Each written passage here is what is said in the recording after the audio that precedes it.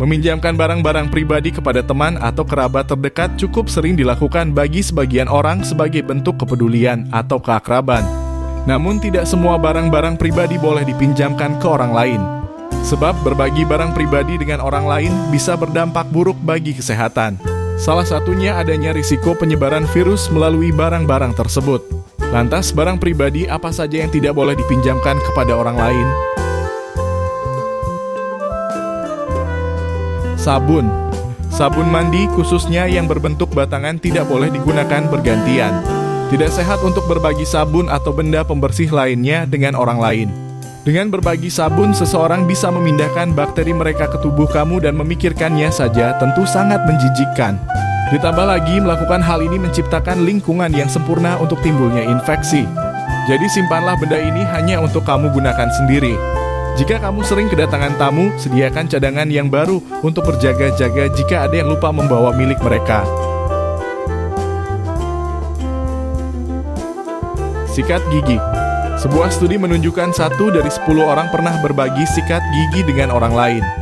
Padahal penelitian yang dilakukan oleh Nursing Study and Practice menunjukkan bahwa sikat gigi yang telah digunakan bisa menyimpan segudang bakteri dan virus seperti E. coli dan virus herpes simplex.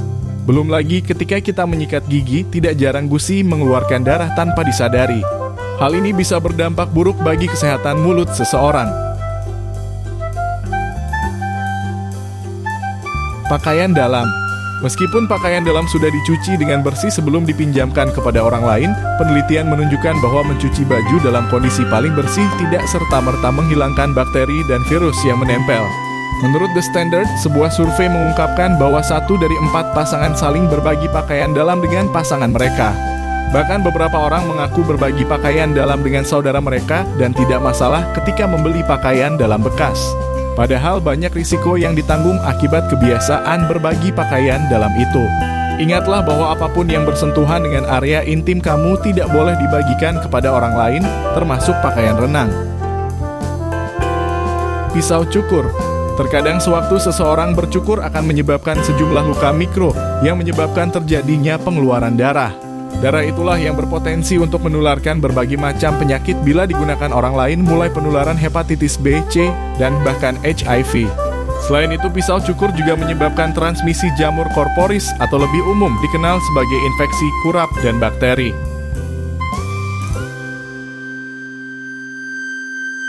Earphone. Penggunaan earphone dapat meningkatkan pertumbuhan bakteri di telinga.